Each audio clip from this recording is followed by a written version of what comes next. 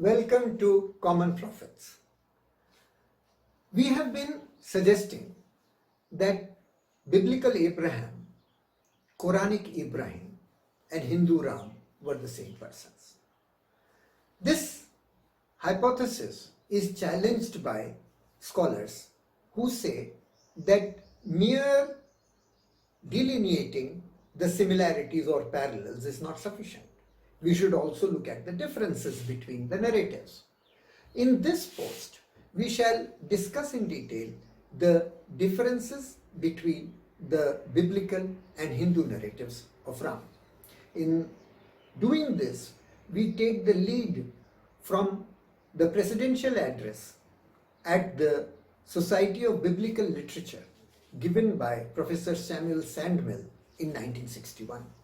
He had pointed out towards a dangerous tendency of scholars trying to develop parallels between isolated narratives and forcing a similarity when none may exist because they do not pay adequate attention to the differences between the narratives.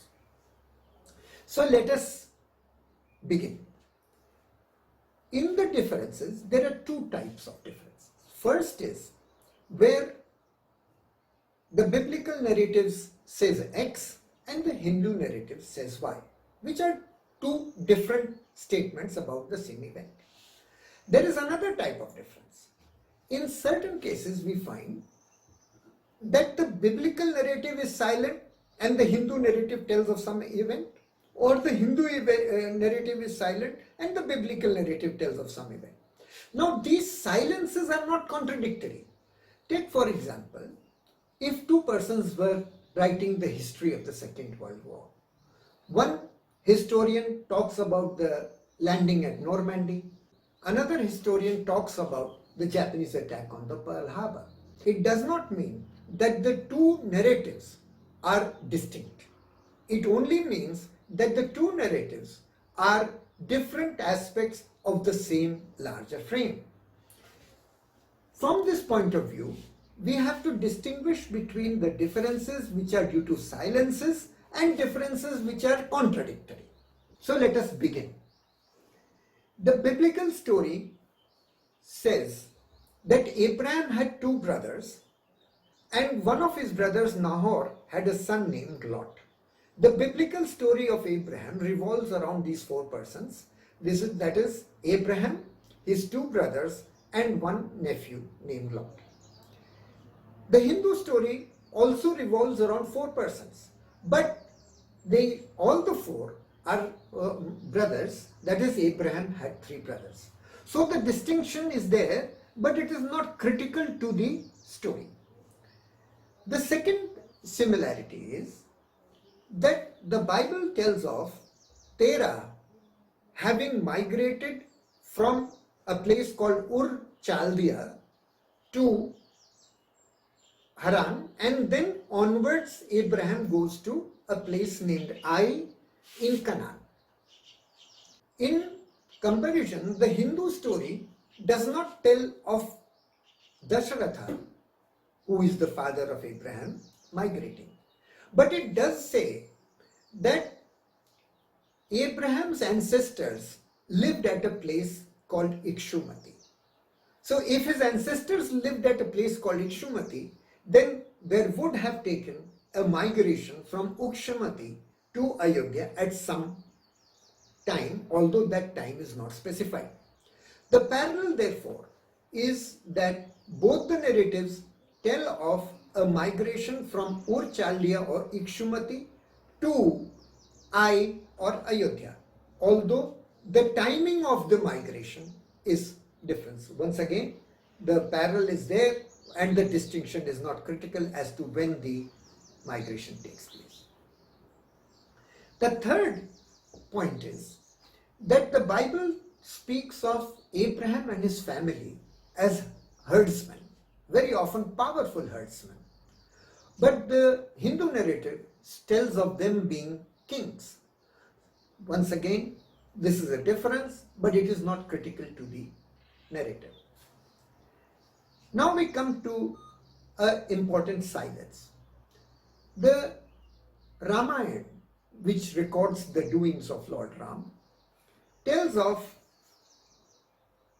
Rama being taken by sage Vishwamitra to the south for killing certain demons who were obstructing his sacrifices. While returning from this journey, Rama got married to Sita. The biblical narrative is totally silent on this. However, this narrative could easily slip into the biblical narrative without creating any disturbance. The next point is that both Abraham and Ram traveled to the south. Abraham is accompanied by his wife Sarah and his nephew Lot, whereas Ram is accompanied by his wife Sita and his nephew Lakshman. So, the traveling to the south is attested in both the narratives. The distinction is that the Bible says that there was a famine in the land of Canaan which led Abraham to migrate south because the famine was severe. The Hindu narrative does not talk about such a famine. It tells in great detail about a palace intrigue. It says that Dasratha, father of Ram, had 3 wives. He had given a boon to one of his wives, Kekai. When he wanted to install Rama on the throne of Ayodhya, Kekai invoked that boon and insisted that Rama should be exiled for 14 years and her son Bharata should be installed on the throne. And this palace intrigue led to Ram traveling to the south. Now we can see that the famine and the palace intrigue could happen together. The Bible talks about famine, the Hindu text talks about a palace intrigue, but the two are not contradictory. It could be that there was a famine and there also was a palace intrigue, and one narrative has remembered the famine, another narrative has remembered the palace intrigue. So they are not contradictory. While traveling to the south, the Ramayana gives in great detail a large number of events. These include visiting sage Bharatwaj, crossing the Yamuna and Ganga rivers, conflict with a number of demons like Virad, visiting the hermitage of sage Agastya, and so on. And after all these events, Ram settles at a place called Panchavati. The Bible is totally silent on these events, but we don't know. These things could have happened in the biblical narrative, but simply have not been recorded. Now, just as the Hindu narrative tells of Rama settling at Panchavati, the biblical narrative tells of Abraham reaching the place called Mitzrayim in the south. Here, Ram or Abraham's wife is taken to the king of the south. The Bible says that the people of the south found that Sarah was beautiful. They reported it to the Pharaoh of the south and they took her to the Pharaoh's palace. The Hindu narrative is much longer. It tells of Surpanakha, the sister of the king of south named Ravana, coming to Panchavati and requesting Ram or Lakshman to marry her. Upon being rebuffed, she goes back to Ravana and pleads with him to take revenge with Rama and Lakshmana. That led to the king of the south, Ravana, coming to Panchavati, abducting Sita and taking him to his palace. So we can see that the taking of Sarah or Sita to the palace of the king is same in the two narratives. The difference is that in the biblical narrative it does not give much detail. It only says that Sarah was taken sort of unwillingly to the palace, whereas the Hindu narrative goes in great detail telling about the conflict with Shurpanakha and then Ravana coming to abduct. So the two narratives are parallel here also.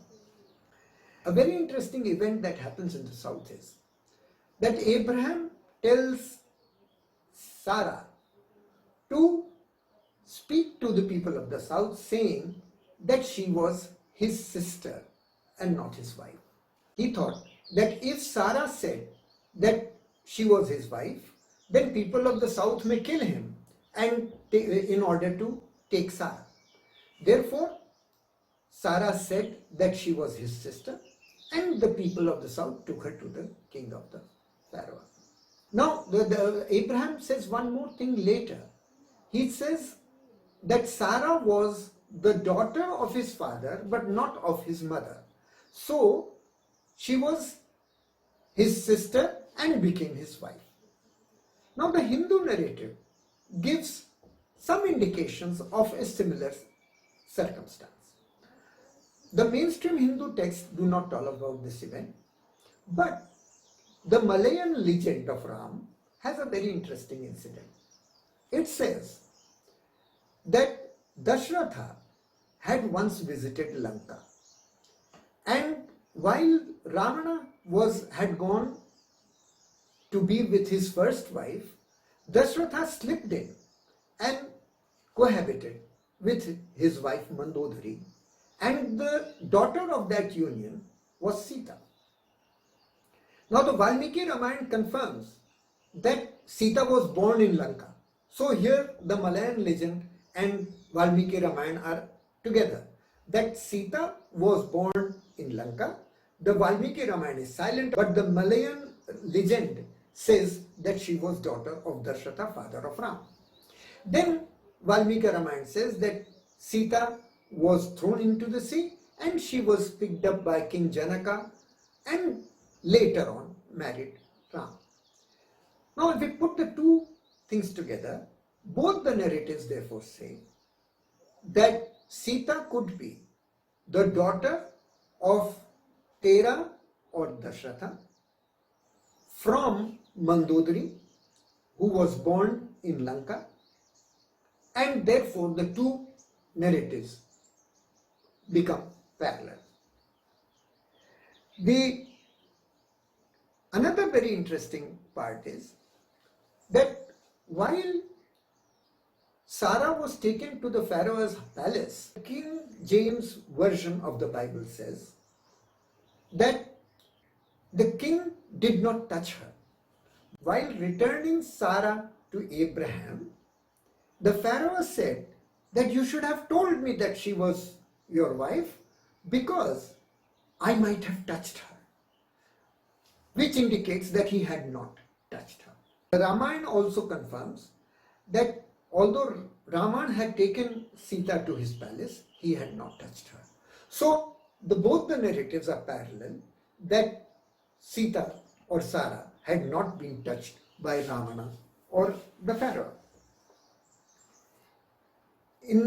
Towards the end, the Bible says that the Pharaoh's house was struck with troubles. It does not tell what those troubles were, but the troubles were there, and because of these troubles, the Pharaoh decided to return Sarah to Abraham. The Hindu narrative is much, much longer. It goes in 2 entire books covering hundreds of pages, telling about Rama's search for Sita. He's sending Hanuman to Lanka to search for Sita.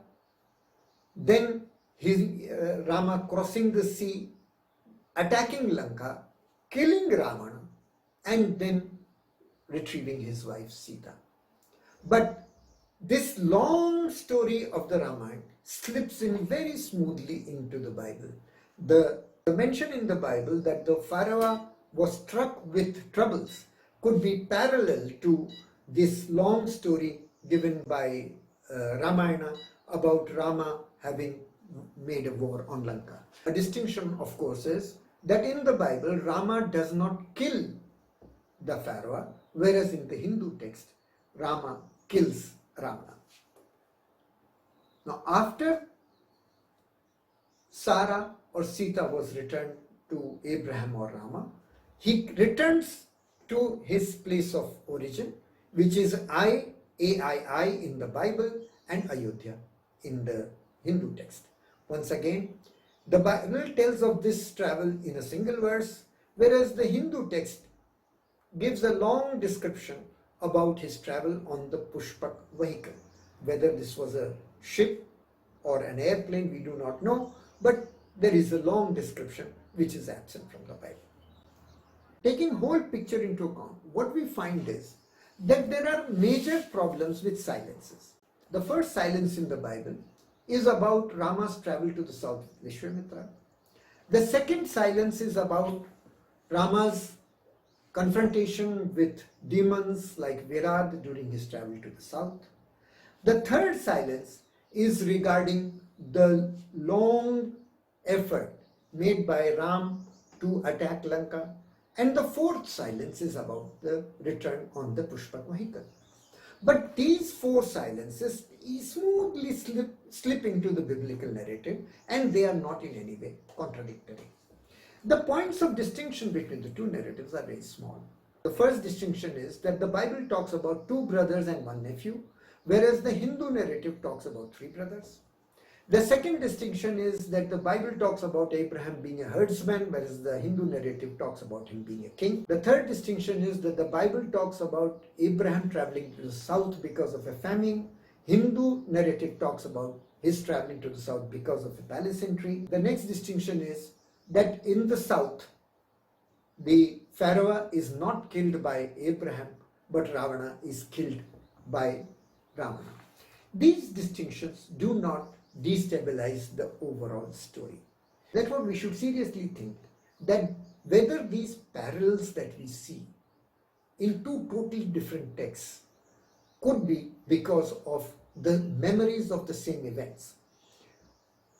Psychologist Sigmund Freud has said that just as events of the past are recorded in an individual's unconscious, similarly, the social events of the past are recorded in the collective unconscious of the society.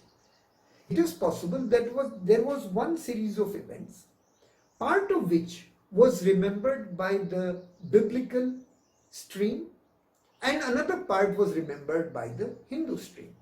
So the same memory is now available to us in two versions, but the two versions coalesce together each with each other beautifully. There is more happenings which happen after Abraham's and Ram's return to Ai or Ayodhya, but we will take that in another story. For the present, I think these similarities and the lack of critical distinctions between the two narratives give us reason to believe that biblical Abraham and Hindu Ram could be the same person who had the same events which have been available to us in two different versions. Please do not forget to like and share this post, and for more information please do visit our website www.commonprophets.com. Thank you.